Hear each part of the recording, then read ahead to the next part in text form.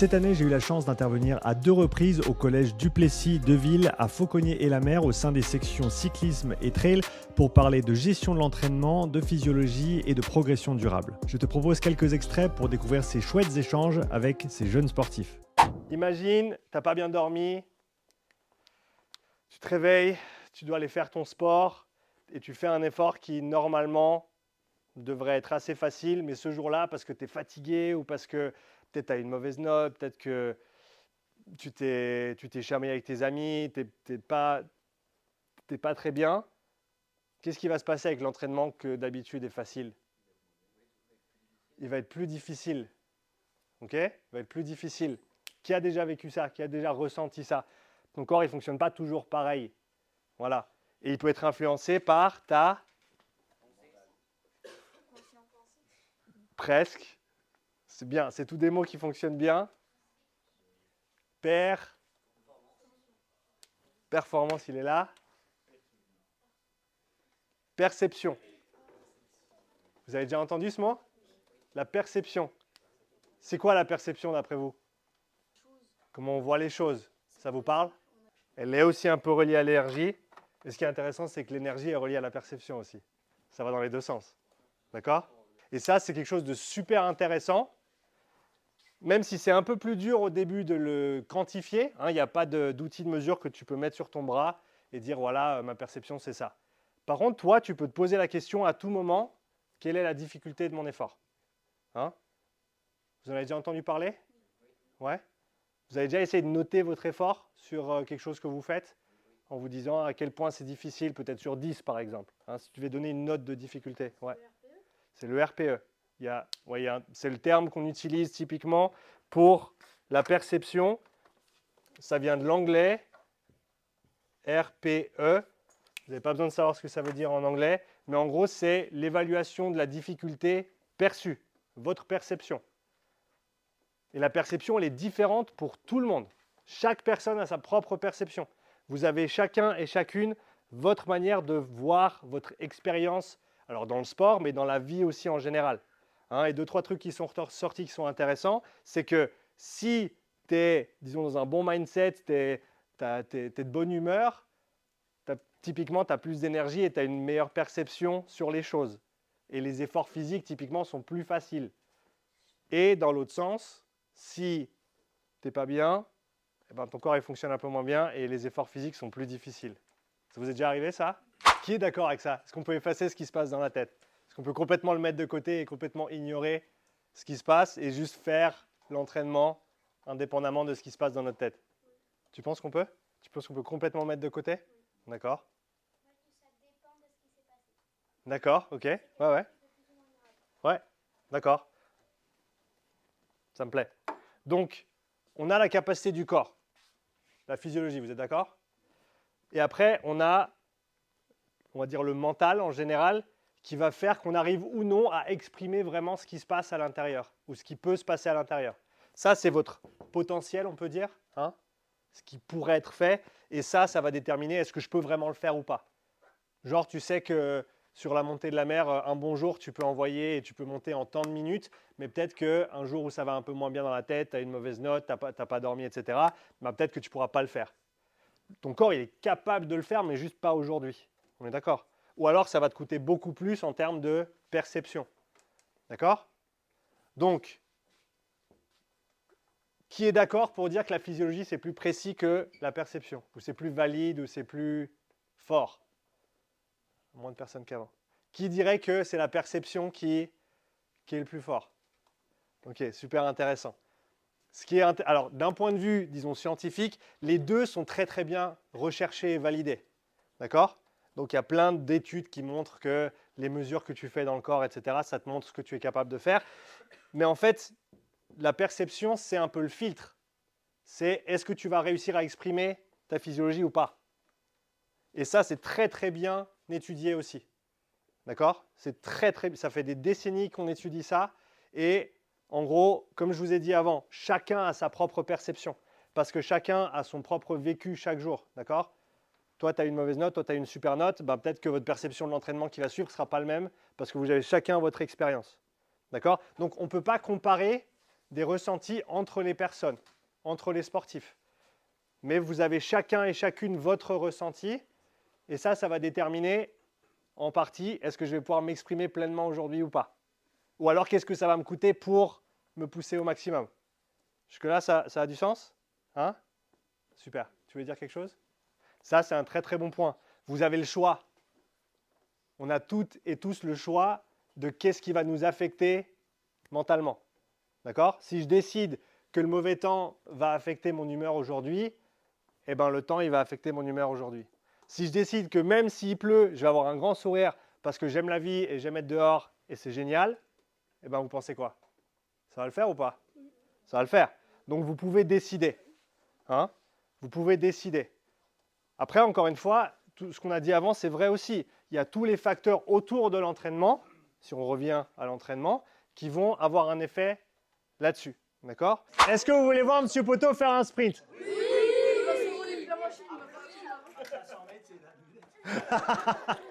Vous pensez qu'il monte à combien en watts là? Après 50 minutes de vélo, hein? 400.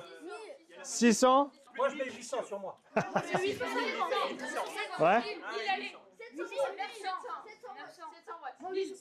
700 watts, vous pensez qu'il y arrive? Parce que si je suis à 120, C'est ça. Mais là, je pense que tu seras bien. Ok, est-ce qu'on est prêt? Il va faire 20 secondes. Départ dans 3, 2, 1. On l'encourage. Allez, c'est parti. Allez, allez, allez, allez, allez. Et on regarde ce qui se passe ici. Allez, allez, allez. Oui. Oui.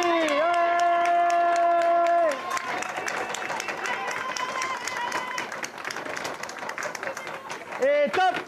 Ouais, super. 850 watts. 850 watts. Qu'est-ce qui s'est passé au niveau des jambes? Vous avez vu comme c'est descendu vite? Il a utilisé de l'oxygène ou pas? Bah ouais, regarde là. Quand c'est descendu, ça veut dire qu'il utilise beaucoup. Ok? Super. Bien, Seb. Tu veux récupérer un peu? Tu tournes tranquille. Alors, maintenant, on va remplir le graphique ensemble. Donc ça, c'est un lac ou une mer, ou un étang, comme vous voulez. D'accord? Un plan d'eau. En vert, c'est votre barque. D'accord? Et vous êtes un navigateur ou une navigatrice dans votre barque. D'accord? Et vous avez C, c'est la charge. C'est la charge que vous devez emmener quelque part. Jusque-là, ça va? OK?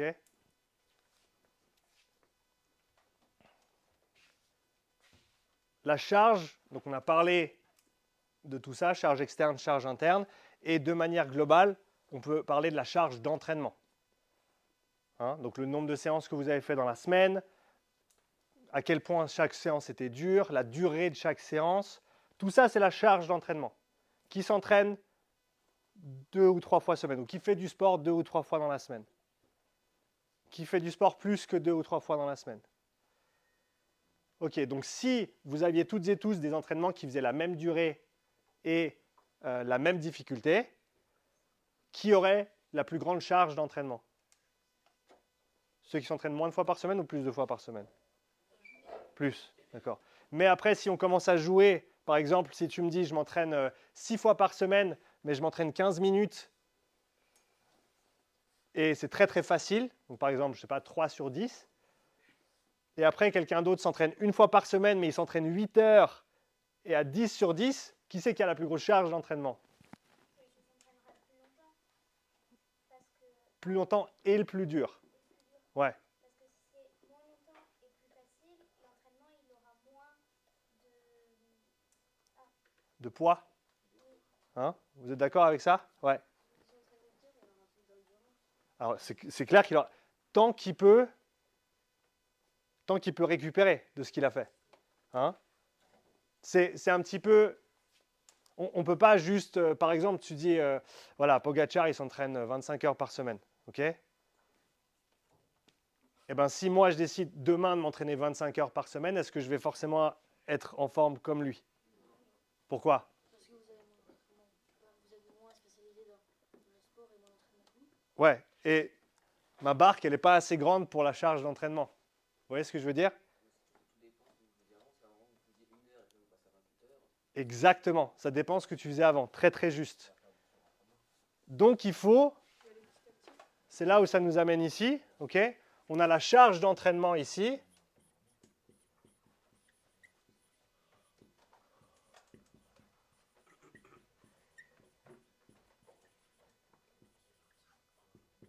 Et on a dit qu'il y a quoi comme facteur qui venait influer sur la charge d'entraînement? Comment on détermine une charge d'entraînement? Il faut savoir quoi? Le temps de quoi? Le temps de la séance, la difficulté de la séance, et après le nombre de séances dans la semaine. Ok, donc on a trois choses qui forment la charge d'entraînement. On a D pour la durée, ok, en temps de la séance. On peut multiplier ça par le RPE, la difficulté de la séance. Et on va faire ça pour chaque séance dans la semaine. Ça, c'est ta charge d'entraînement. Et on fera ça juste après comme petit exercice. Vous prendrez une feuille. Ils ont des feuilles? Vous avez des feuilles? Vous trouverez des feuilles. On trouvera des feuilles. On va trouver une solution. On trouvera une feuille et vous allez calculer votre charge d'entraînement dans la semaine actuelle.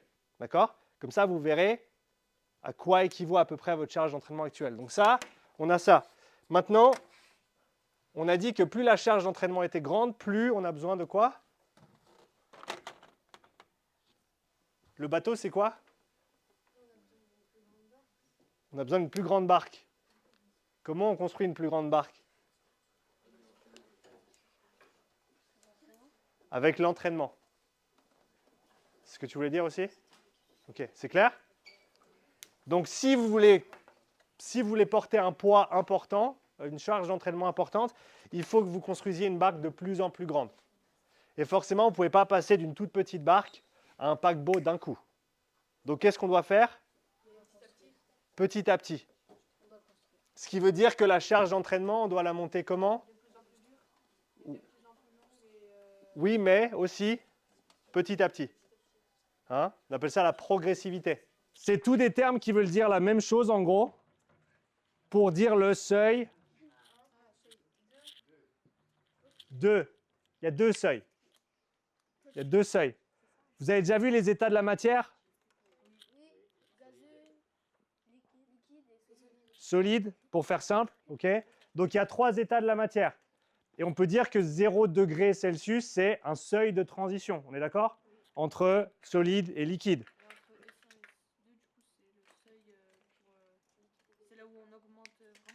Alors, on va revenir là-dessus, tu as bien raison. Ouais. Le seuil 2, c'est on passe de liquide à gazeux. Et dans le vocabulaire d'entraînement, c'est là où on passe de soutenu à difficile. D'accord? Ça vous parle? Est-ce que ça, vous l'avez déjà senti, soit en vélo, soit en course à pied? Il y a des efforts qui sont soutenus mais soutenables. Hein? Vous pouvez tenir un bon moment. Ça pique, mais ça va. Et après, vous passez dans le rouge. Hein? Et là, vous sentez vraiment que vous n'allez pas pouvoir continuer très longtemps. Vous avez déjà senti ça? Donc là, ça va être quand vous passez le seuil 2. Et pour M. Poteau, on va le placer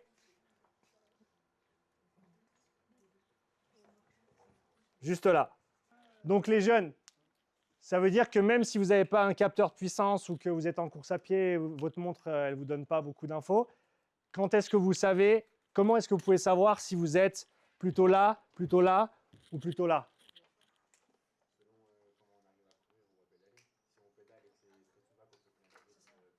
Ok, et qu'est-ce que vous pouvez vous demander comme... Il y a le visage, ok, quoi d'autre? La respiration, le RPE. Le RPE, on a dit que c'était quoi? Le ressenti de difficulté. Hein? Donc, si vous êtes en dessous de 4, vous êtes facile. D'accord? En dessous de 4, facile. Entre 4 et 7, on a dit que c'était quoi? Ouais. Soutenu mais soutenable. D'accord? Donc là, on est entre 4 et 7. Soutenu, soutenable. Et après, quand est-ce qu'on sait qu'on est dans le rouge? Ouais, difficile. Et le RPE, ça va être quoi?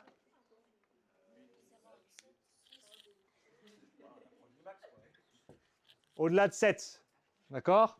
Un corps qui est une technologie incroyable, qu'on ne comprend d'ailleurs toujours pas complètement. Hein. Il y a plein de choses qui se passent dans le corps humain qu'on ne comprend pas. Mais qui est toujours passé par le filtre de notre perception. Hein. On n'est pas des machines. On est des corps vivants qui sont influencés par absolument tout ce qui se passe autour de nous.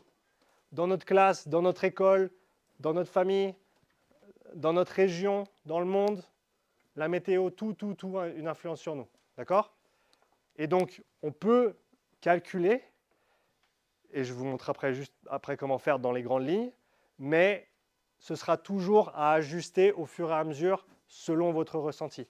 Parce qu'encore une fois, aujourd'hui, tu es en pleine forme, tu peux t'entraîner à bloc et tout va bien, mais demain, il se passe un truc dans ta vie, tu avais fait tous tes calculs, si à un moment donné, tu n'es pas bien, tu n'es pas bien.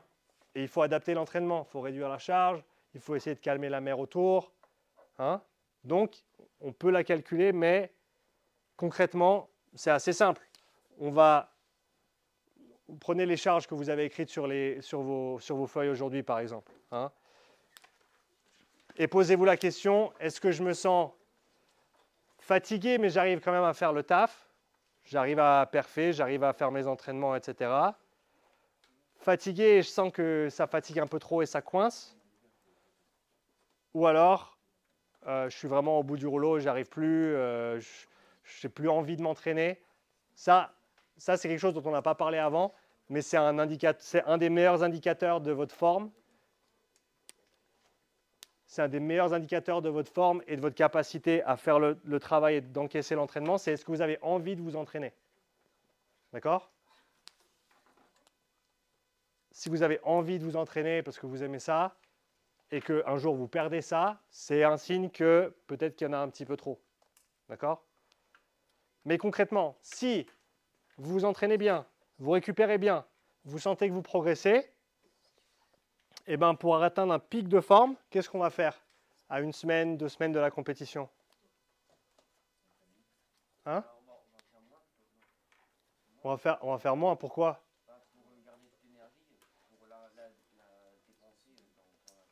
Exactement, ouais.